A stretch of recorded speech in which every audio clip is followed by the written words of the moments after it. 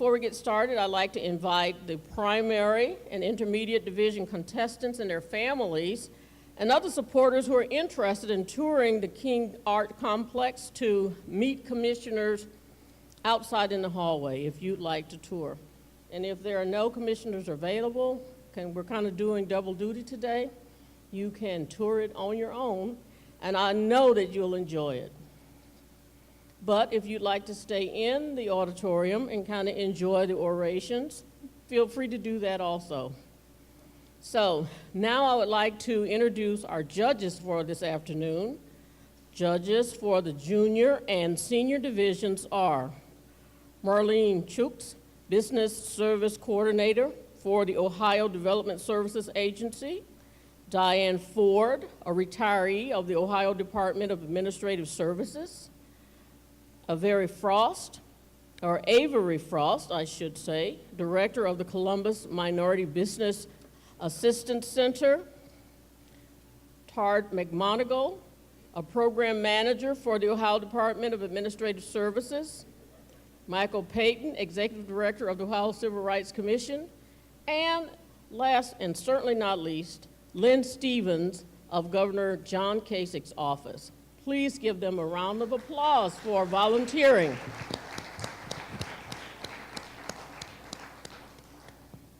Again, if you were here this morning, you saw the wonderful orations, and I know the judges this morning had a hard time. They are going to have a difficult time this afternoon as well. I've never seen such young people with such orative skills. My goodness.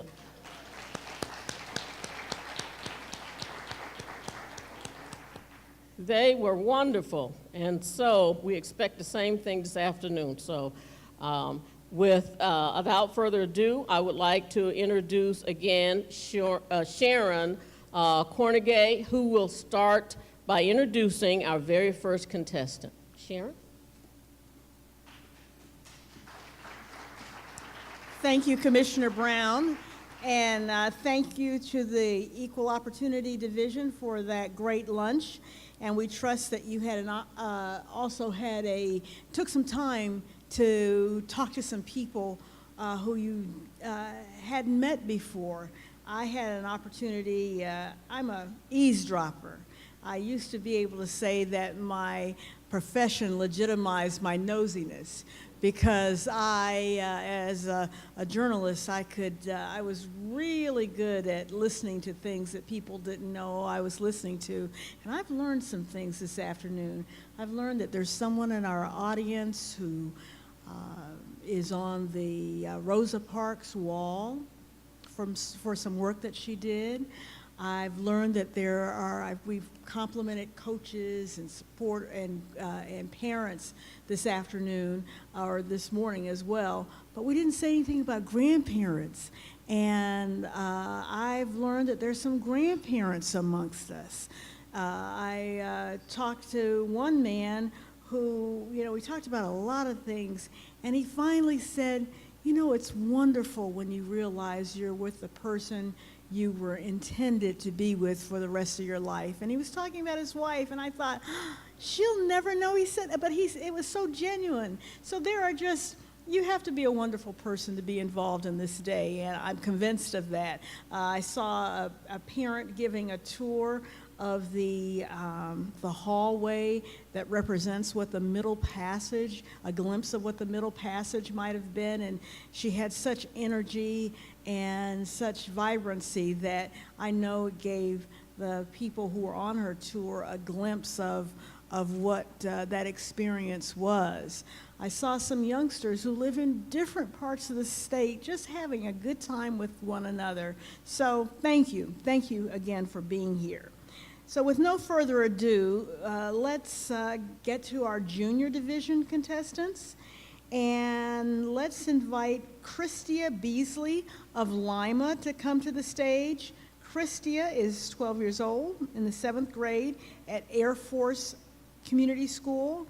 And the intention, Christia is going to be a veterinarian. So I'm going to find out if she's interested in small animals or large animals. I have a very small animal. Please welcome Christia Beasley. Judges, ladies, and gentlemen, my name is Christia Beasley. I'm 13 years old. I'm in the 7th grade. I live in the city of Lima, Ohio, and I attend Air Force Community School, and the title of my oration is No More.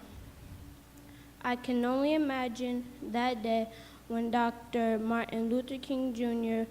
learned of 2 black sanitation workers who were crushed to death during a heavy rainstorm in Memphis on February 1st, 1968.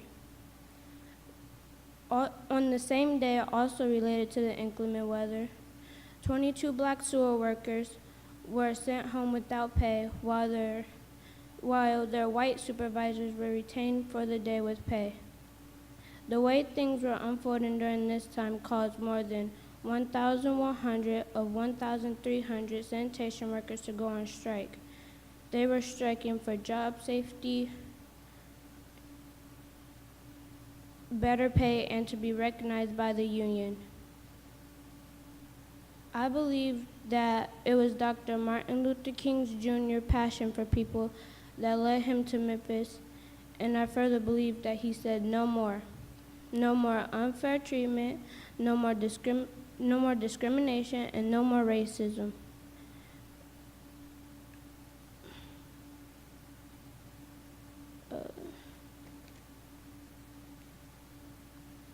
Yes, during this period, he would end up losing his life for the cause. But he was standing up for job safety,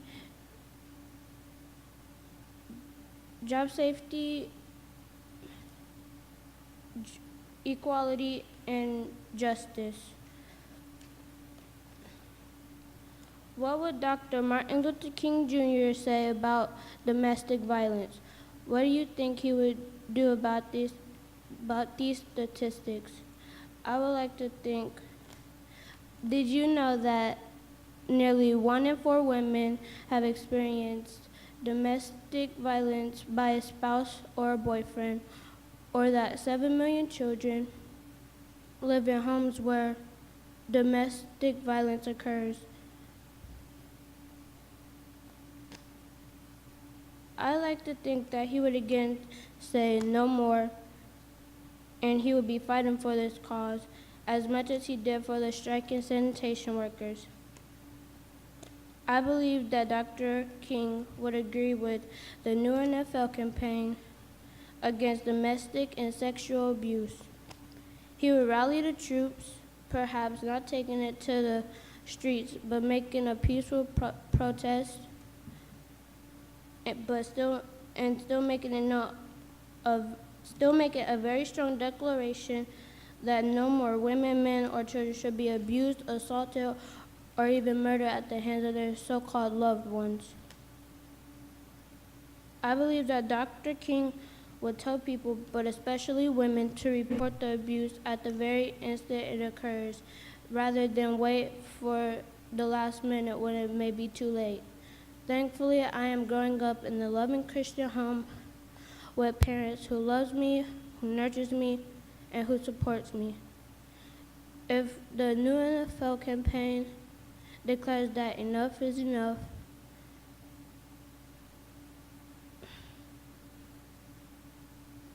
I will not and I shall not stand for it either. Thank you. Judges, ladies, and gentlemen, my name is Quinn Gable. I am 13 years old. I am in the 8th grade. I attend school at Liberty Arts Magnet. I live in the city of Lima, Ohio, and the title of my oration is How Racism Has Affected Life in Modern Society. Whether you believe it or not, racism still occurs today. Some forms of racism you see are things such as racist remarks towards our own president, experiencing racism yourself firsthand, and even hearing racist comments from our celebrities and idols.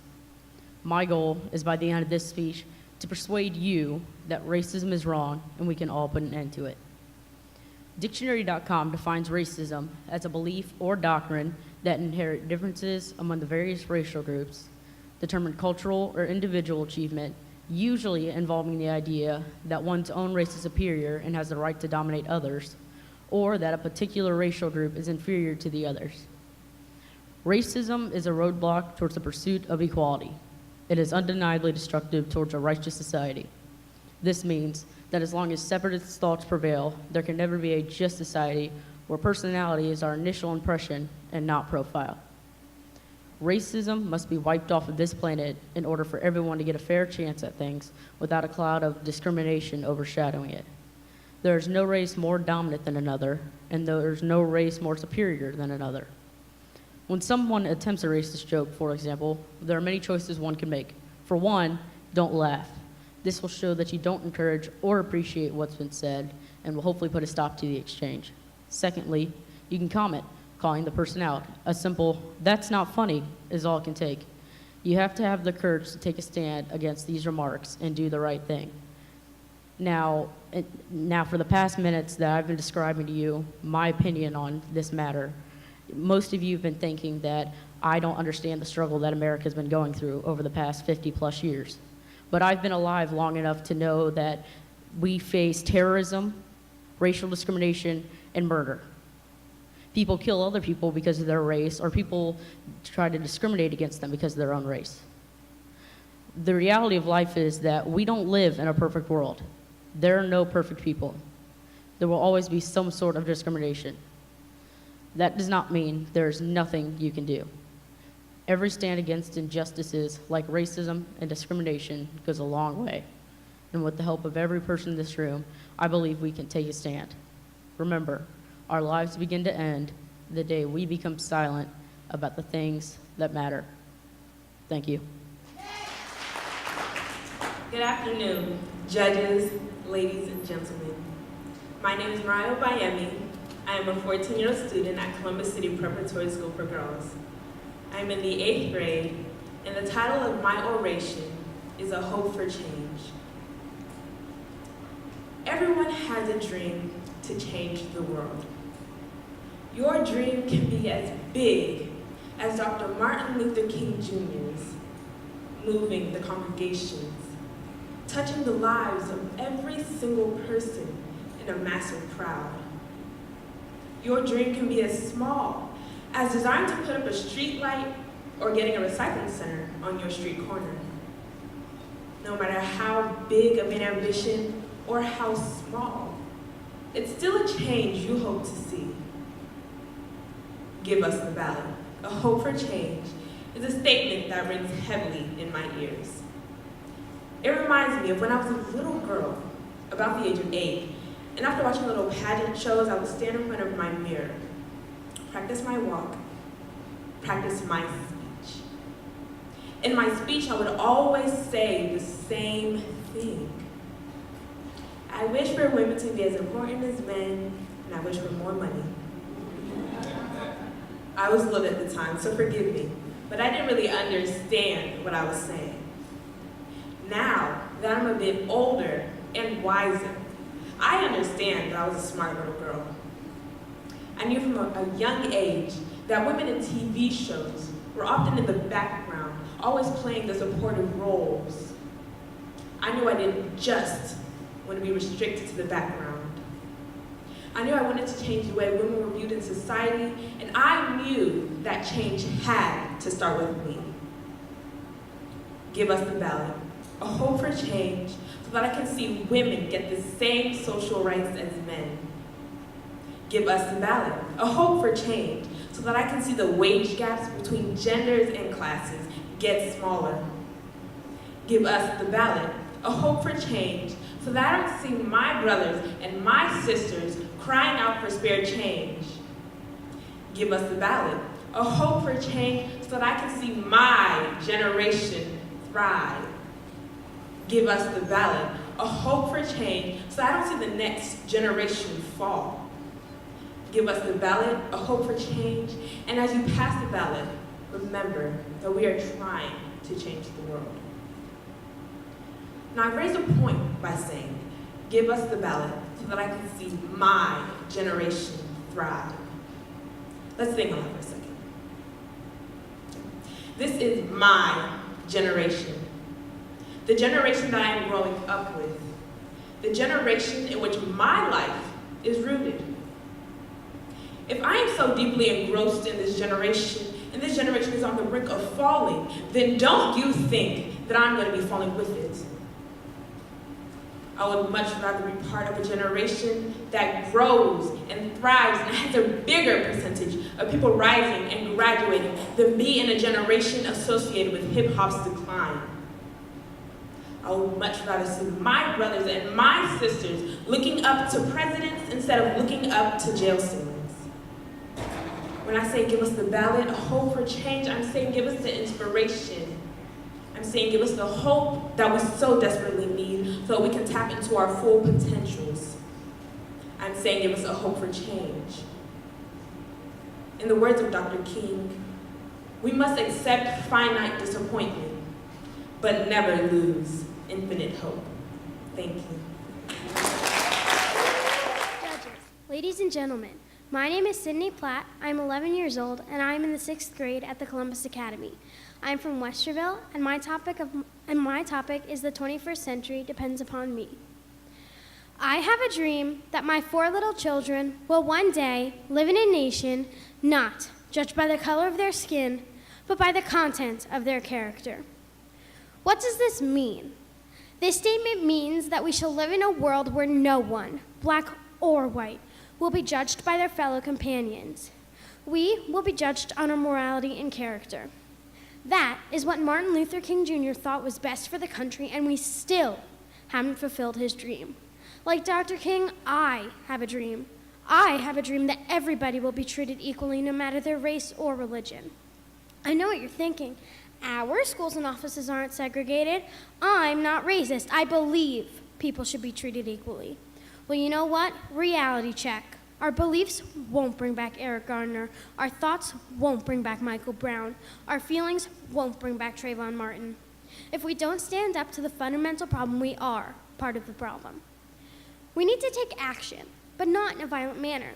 We should exhibit civil disobedience, because in the words of Gandhi, an eye for an eye makes the whole world blind. Civilization, civilized, civilian, civil war, civility. What do these things have in common? A fight for freedom, a fight for people, a fight for humanity. Civil disobedience is not new. It's not fresh. It's not novel, original, or recent. Great thinkers of years ago have used civil disobedience as their weapons. Henry David Thoreau, a great transcendental thinker, was arrested for refusing to pay poll tax. Gandhi, a man with a huge heart for citizens in India, protested against tax, protested for Indian rights, and fasted for days on end to promote independence. Rosa Parks, an exhausted seamstress, stood up for what she believed in by sitting down.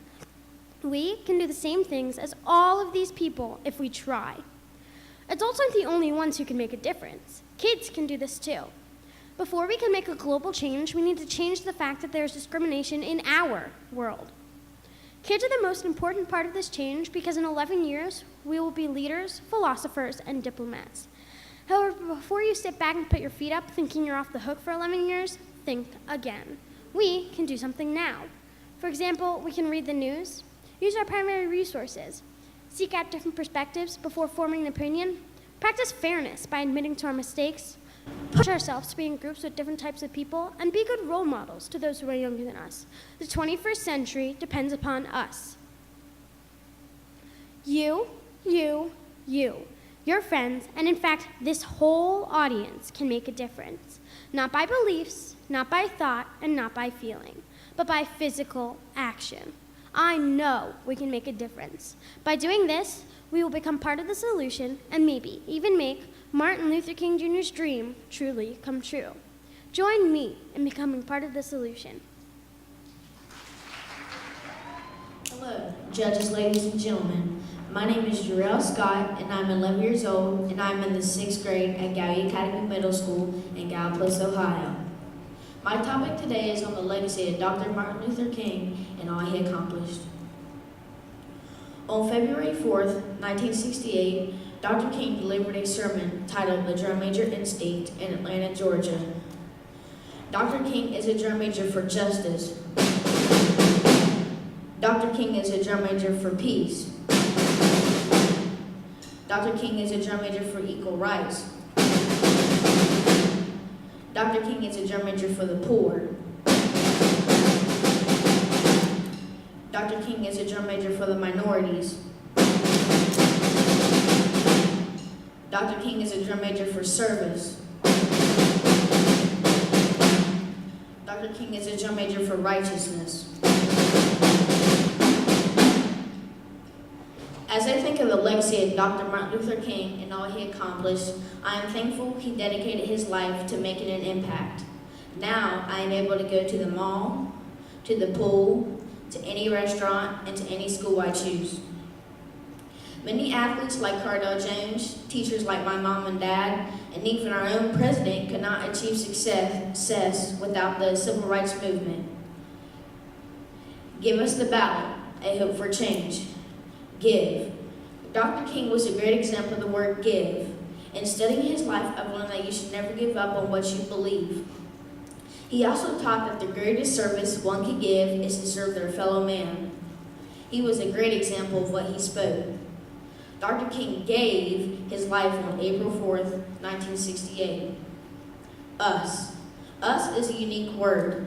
Us also represents we the people.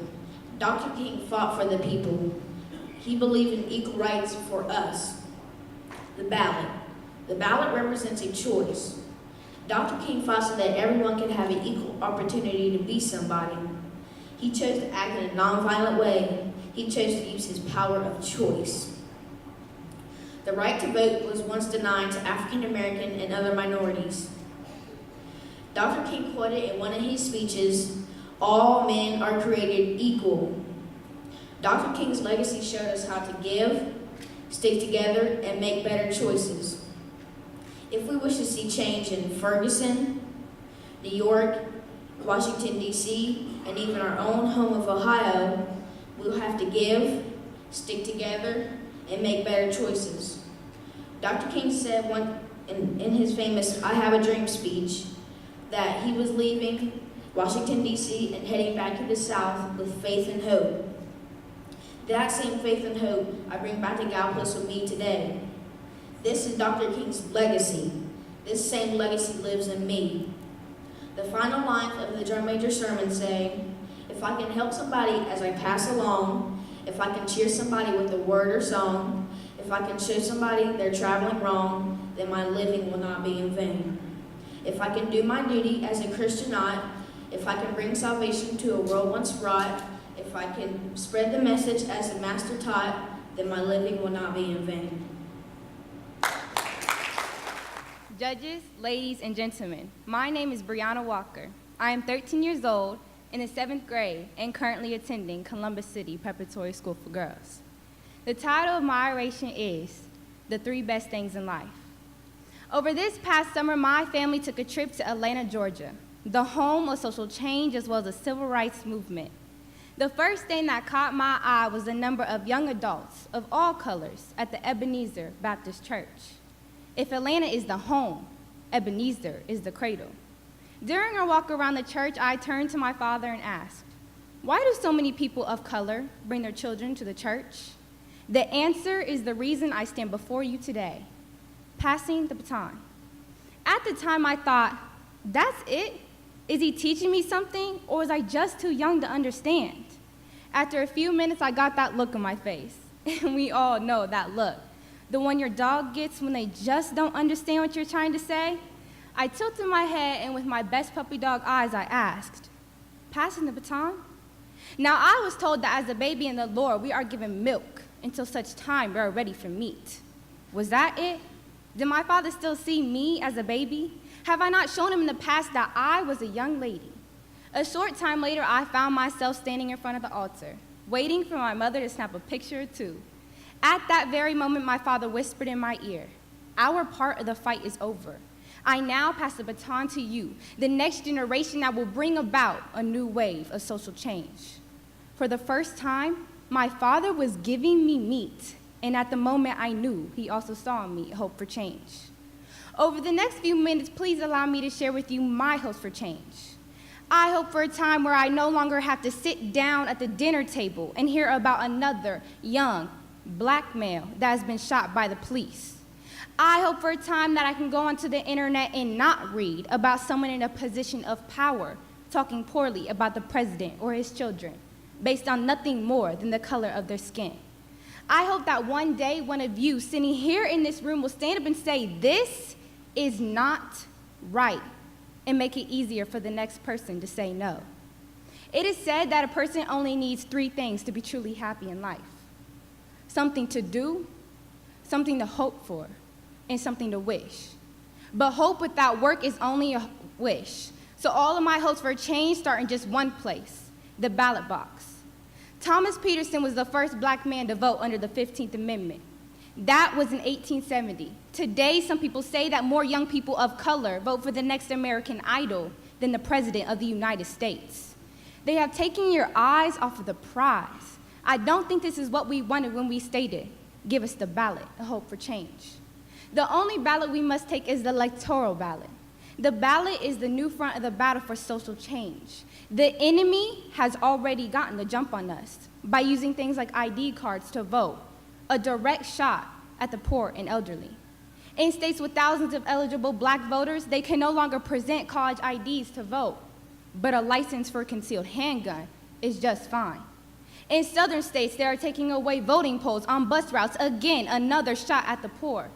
Early voting is being taken away, making it harder for working families to vote.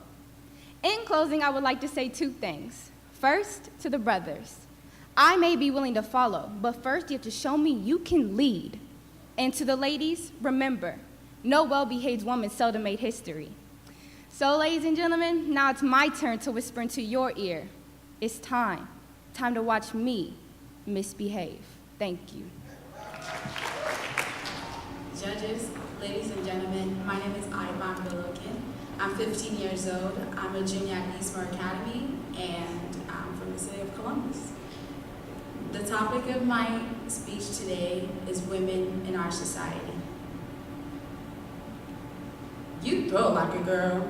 You punch like a girl. You are such a little. These are just a couple out of hundreds of thousands of insults that portray feminine characteristics as negative qualities. Ayn Rand, a philosopher, once said, "The majority has no right to take away the rights of the minority. The political function of rights is precisely to protect the minority from the majority. And the smallest minority on earth is the individual." So with this in mind, when I heard Dr. King exclaim in his I Had a Dream speech that when we let freedom ring, when we let it ring from every state and every city, from every village and every hamlet, that all, from every hamlet, we will be able to speak the day when all of God's children, black men and white men, Jews and Gentiles, Protestants and Catholic, could hold hands and sing in the words of the old Negro spiritual. However, for me, the question was, what about the plight of women? Because for many centuries, women have been seen as inferior to men, as properties seen but not heard, their rights subjected to the misogynistic view of the men of their times. Even in today's society, where we have progressive beliefs, women still have to face the challenges of the social enigma, in which we're expected to be strong, career-focused, but at the same time, not too successful, because God forbid, if we are, the men might feel emasculated. Women are expected to, between juggling their professional and personal lives, they're also expected to be dressed in a way and portray themselves in a way that is sexually desirable to men. Every day we're bombarded with different tips and tutorials on how to dress professionally but look sexy at the same time. Feminism is the radical idea that men and women are equals and deserve equal opportunities. In today's society, we have twisted the view of feminism as this bunch of crazy women running around naked and showing and hate makeup, but that is not true, because I am a feminist. We should all be feminists, men and women. Because a feminist is the belief that we all are equal, and everybody should believe that.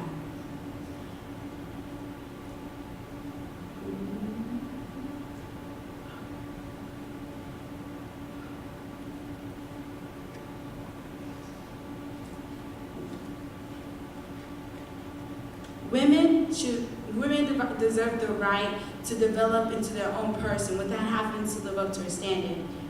Young girls deserve to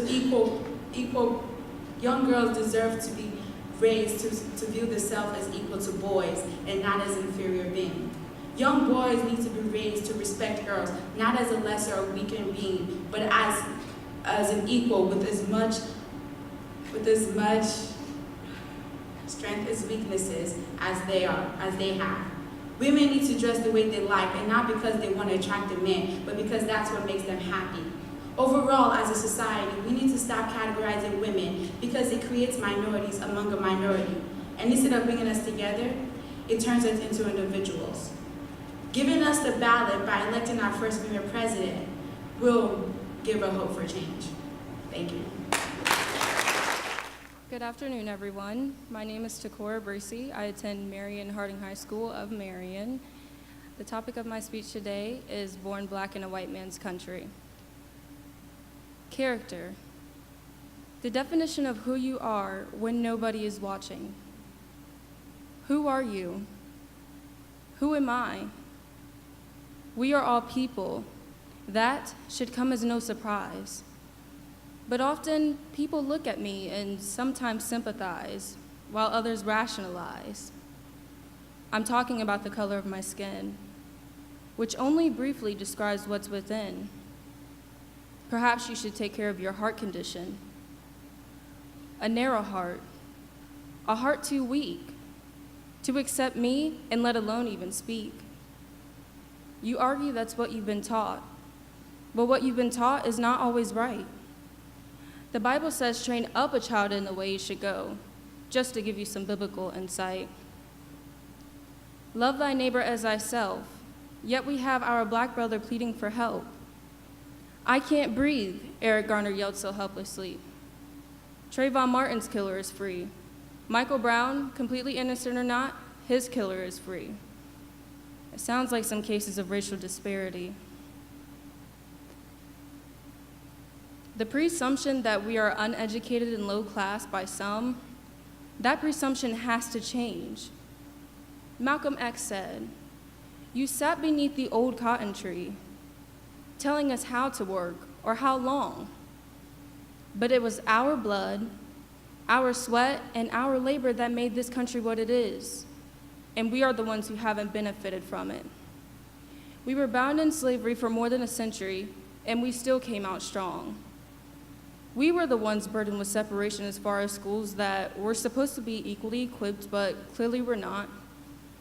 Yet we are down for not being as advanced as our white peers. Give us the ballot. It's past time to make a change. But first we must deal with this great outrage, a distorted view of humanity hidden away in the heart. It's the people with that mentality tearing this nation apart.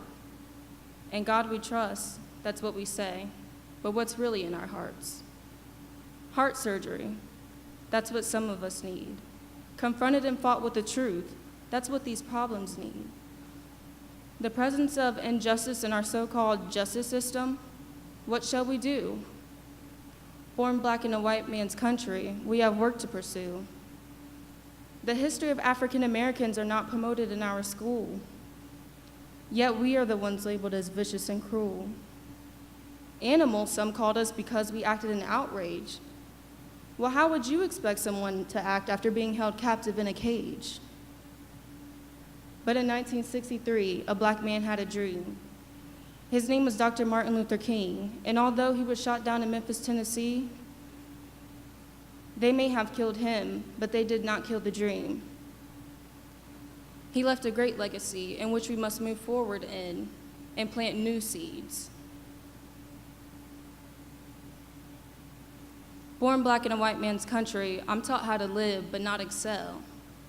Born black in a white man's city, I suffered the unknown, not knowing what it's like to see black businesses or organizations promoted unless we are the ones promoting. That has to change, and it can, if we carry the dream and teach what we want to see. Black and whites, hand in hand, ready to take serious stands. Now, in the beginning, I told you this should come as no surprise. So hopefully somewhere we can compromise one's pride. When we take the ballot and make a change, I can guarantee you the way you view races other than yours will never be the same. Thank you. Judges, ladies, and gentlemen, my name is Holly Wortham. I am 16 years old. I am in the 10th grade at Lima Senior High in the city of Lima, Ohio, and the title of my oration is The Things That Matter.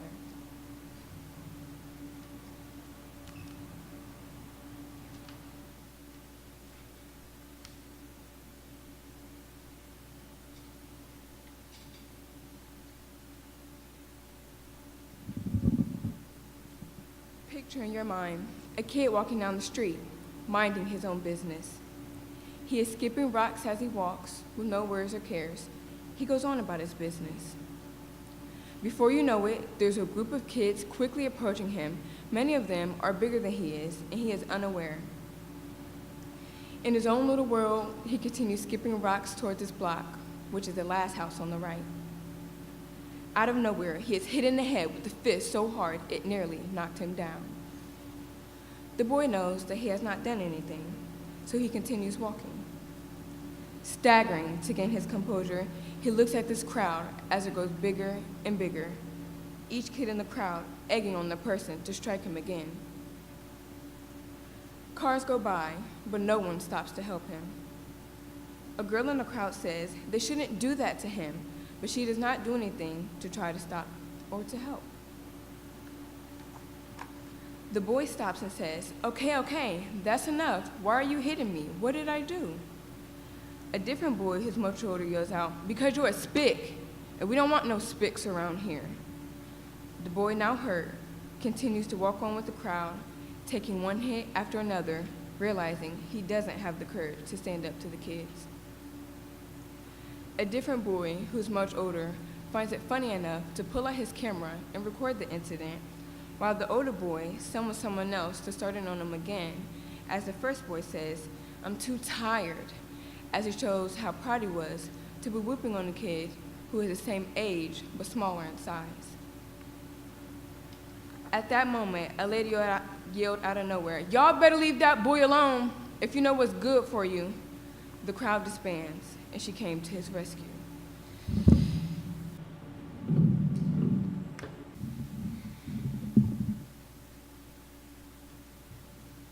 Now, this is a story that was made up, and these pages are blank. But it is as real as a person telling the story. In Dr. Martin Luther King Jr. days, it was this kind of hatred and discrimination that moved him into action. No one should be bullied, beaten, or mistreated for any reason, but especially for their race or how they look. When we see someone being victimized, discriminated against, we should not be silent, but we should stand up and be prepared to fight back. In the story that I just told you, a lady came to that boy's rescue because she realized, just like Dr. Martin Luther King Jr. said long ago, our lives begin to end the day we become silent about the things that matter. Things that matter. Does it matter to you that 1 in 7 students in grades kindergarten through 12th is a bully or a victim of bullying, according to the National Education Association, or NEA for short? Furthermore, 56% of students in grades 4th through 8th is a bully or a victim of bullying. That means some of the already seated in this room today have encountered some form of bullying. Or, to make matters worse, according to these statistics, some of these students may have been a bully. When we see someone being victimized, discriminated against, we should report, help to stop, or call 911, because a little piece of us begin to die as we remain silent about the things that matter. What would happen if Dr. Martin turned his back all those years ago? Where would we be today? Think about it and decide that you're going to stand up for the things that matter. Thank you. Next, I would like to introduce you to Gregory L. Williams, who serves as Deputy Director of the Equal Opportunity Division of the Ohio Department of Administrative Services. The Equal Opportunity Division provides administrative support to the Ohio Dr. Martin Luther King Jr. Holiday Commission. Mr. Williams. Good afternoon, everybody. How you guys doing? As she said, my name is Greg Williams. I'm a Deputy Director in the Ohio Department of Administrative Services, where I manage the Equal Opportunity Division. Among other things, the Equal Opportunity Division houses and provides administrative support to the Dr. Martin Luther King Jr. Holiday Commission. So this event is especially meaningful to me and to my division, and so I want to thank all of you for taking time out of your day and out of your week and joining us here today. I know that many, if not all of you, have been here with us for the entire day, and I don't want to be before you long. I know many of you are anxious to get to the distribution of the award, and so I'm sensitive to that, and I won't be here before you long. But I do want to take the opportunity and congratulate each of the participants for joining us here today. As Sharon said, everybody who's participated in this event is a winner. And so one last time before we distribute the awards, give them all a round of applause. It was not easy. It is not an easy road that you guys took to be here, and so I do want to congratulate each of you simply for participating in this oratorical contest. I also want to tell you just how amazed I am at your oratorical skill and your ability, your writing ability. I'm also blown away by your work ethic, your dedication, and your leadership skills. And it does take leadership characteristic to come up here on the stage and do what you guys have done. Do you know that for 80% of the population, and I'm not meaning to ignore everybody else here, but the speakers have been talking at us, and so now we want to take an opportunity and talk to them. Do you know that for 80% of the population, public speaking is their number one fear? Number one fear. 8 out of 10 people are more afraid of doing what you did here today. That includes your parents. The people who came to watch you, that includes them. They're more afraid of doing what you did here today than they are of anything else. And so that takes leadership. That takes courage. That takes boldness. And so I want to commend you for simply being here and standing on this stage and delivering those fantastic speeches that you did. I also want to say that with regard to leadership, as you continue to grow and as you are afforded more opportunities to speak publicly and you're given more and more opportunities to take leadership, I want to encourage each of you not to shy away from those leadership opportunities. And in the spirit of Dr. King, I want to encourage each of you to seize those opportunities to lead, because in so doing, you will take a leadership role in building a community in the spirit of Dr. King that really reflects in a more comprehensive way his dream, which is to build a society where everybody, irrespective of their race, of their gender, whether or not they have a disability, irrespective of how much money they make, everybody will have a meaningful opportunity to participate in our society and have an opportunity to grow and to prosper. So don't shy away from those opportunities, seize them, and help move our culture forward. So that's my message to you. Thank you again for being here. And with that, I will ask the commissioners to join me once again on the stage so we can get to distributing the awards. And as they're coming, I think I'll turn it back over to Sharon. Thank you all. Thank you, Mr. Williams. And could I have Jarrell come up for maybe 20 seconds? Is Jarrell here?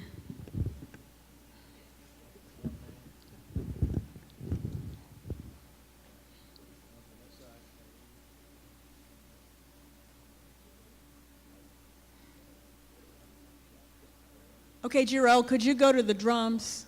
I need you to give us your best 20 seconds.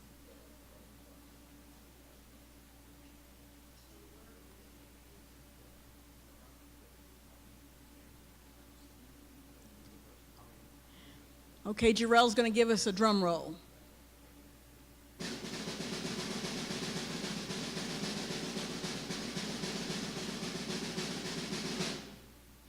Let's give him a hand. Give the drummer some. And now for the time we've been waiting for, the announcement of today's winners. Jarrell, you can take your seat now. Thank you. And Ms. Bell, we're doing first place winners.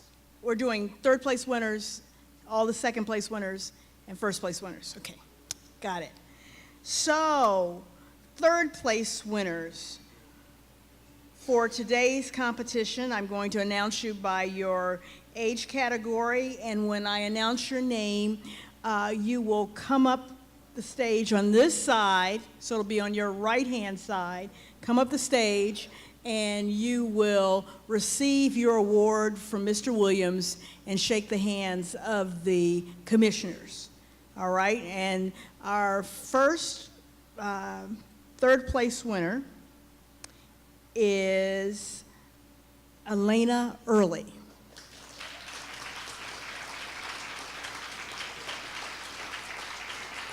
If memory serves me correctly, Elena is going to be a doctor. You're going to come up these stairs over here, Elena.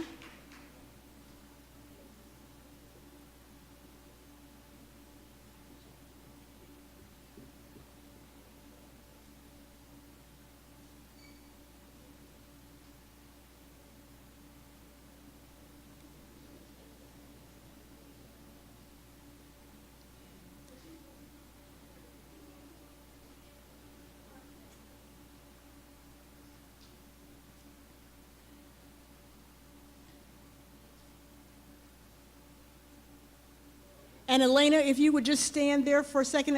Photographers, do we have all the pictures? Okay. Bobby, I would like to exercise an executive prerogative.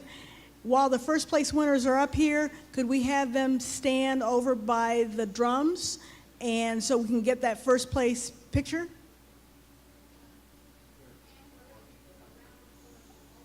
Right, exactly. Okay. Thank you. Okay, so Elena, if you stand by the drums, our third place winner in the intermediate division is Alyssa Wartham.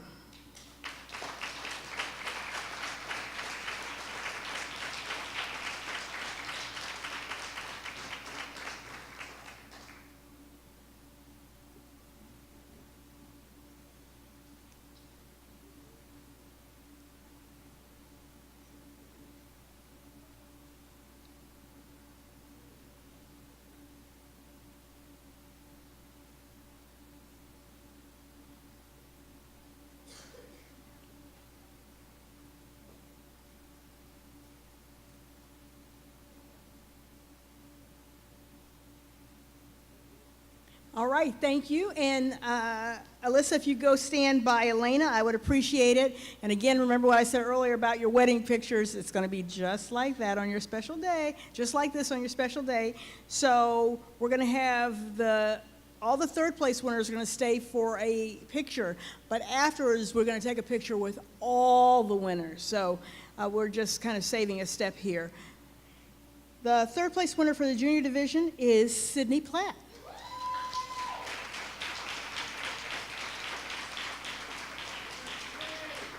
Congratulations.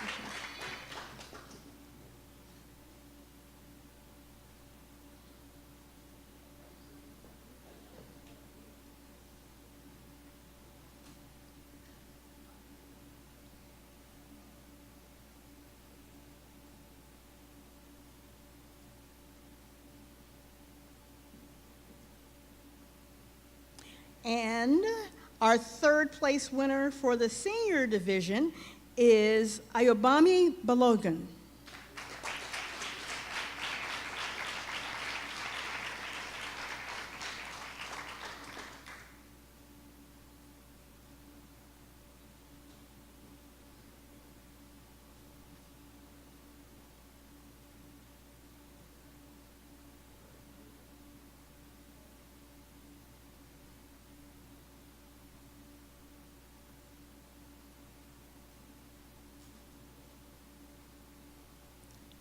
Okay, and would all the third place winners come and stand in front of the commissioners?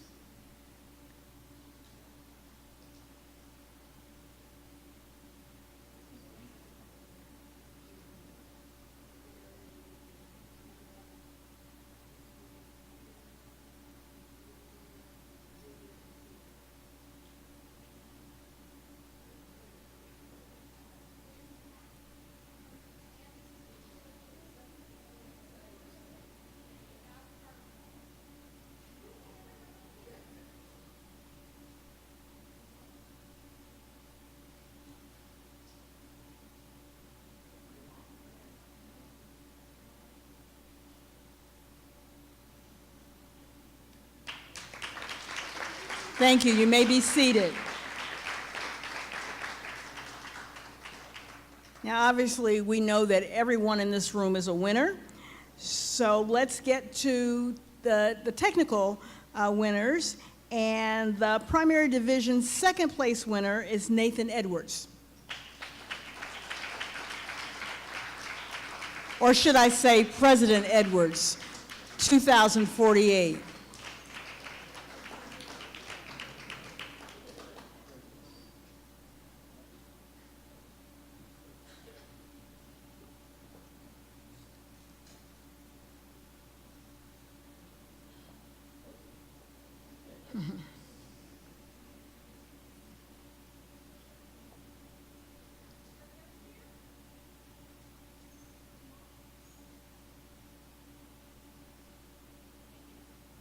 The second place winner, and Mr. President, if you stand by the drums, I would appreciate it. The second place winner for the intermediate group is Mia Kraus.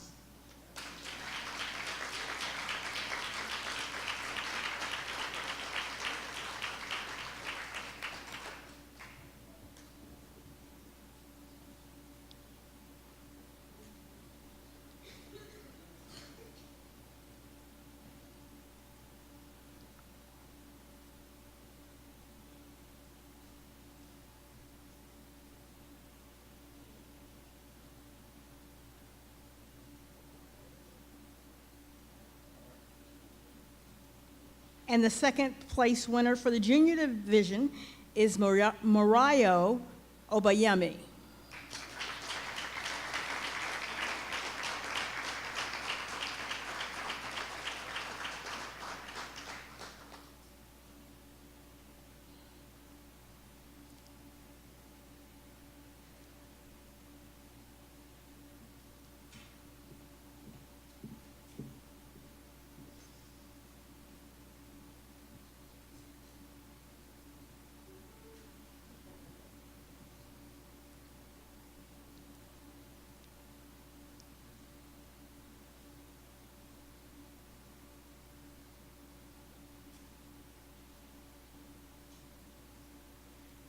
And the second place winner for the senior division is Reverend Takora Bracey.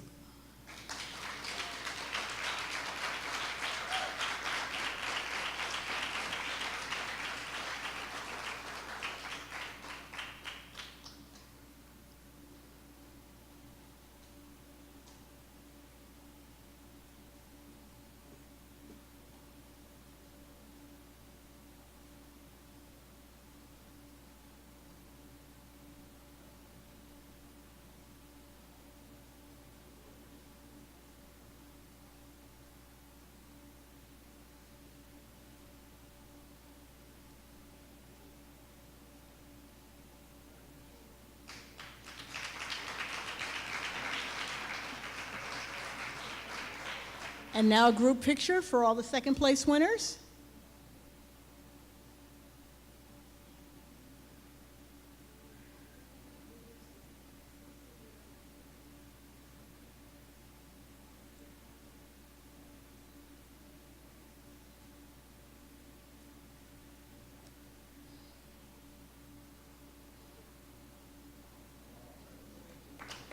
Congratulations.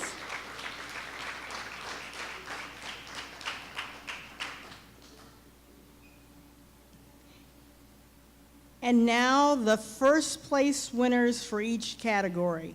Our first place winner in the primary division is Ezel Matchett.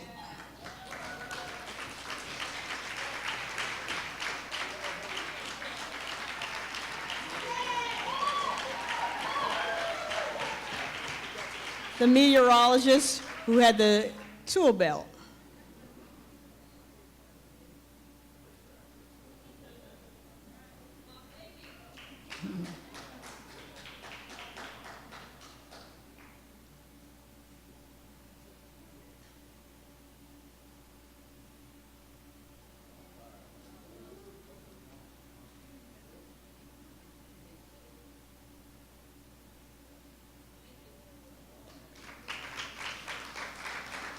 All right, the first place winner for the intermediate division is Marlon Yarborough.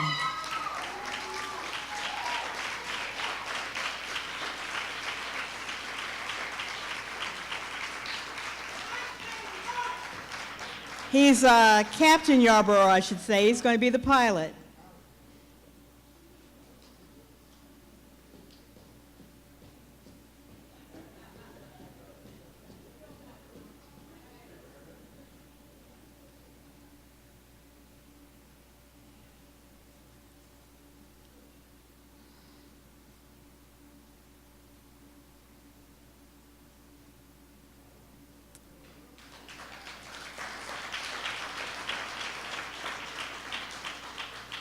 And the first place winner for the junior division is Brianna Walker.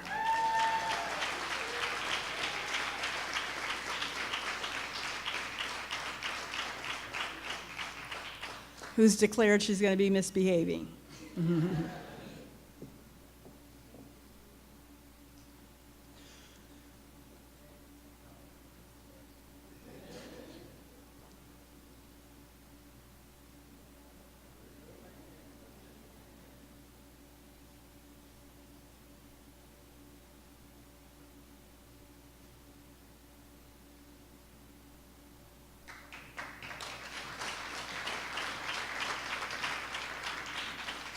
And the first place winner for the senior division is Holly Wortham.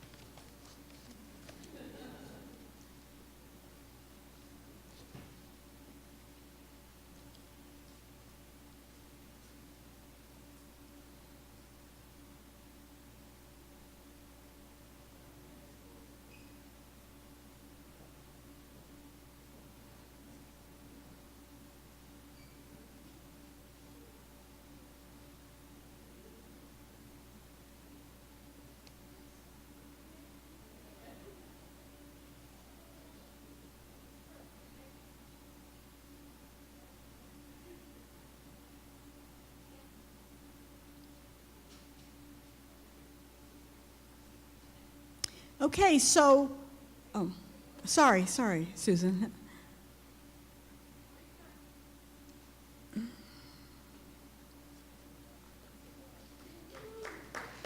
All right.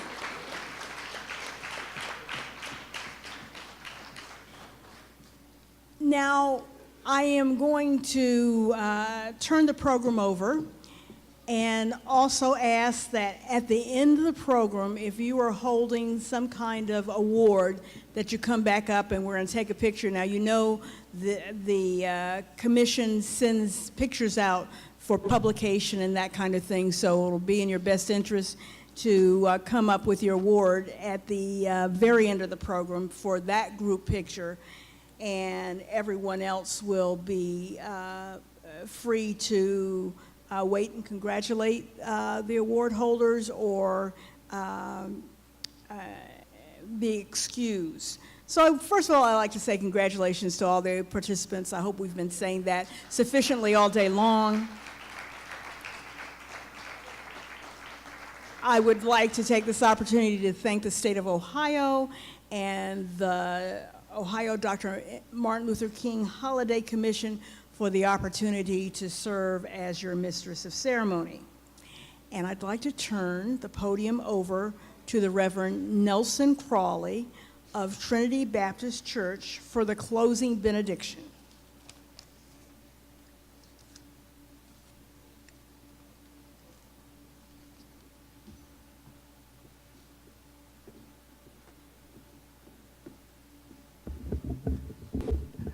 Let us stand, please.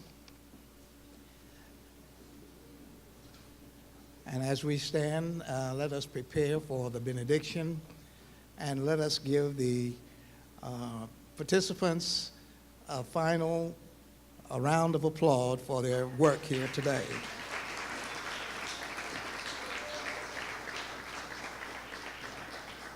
I want you to know that Brother Marlon Yarborough is a member of my church, Trinity Baptist, and we're so happy that he has gained such an honor. And now, may the grace of God, the communion of the Holy Spirit, will ever rest, rule, and abide with his people, now, henceforth, and forevermore. And all the people of God say together, amen.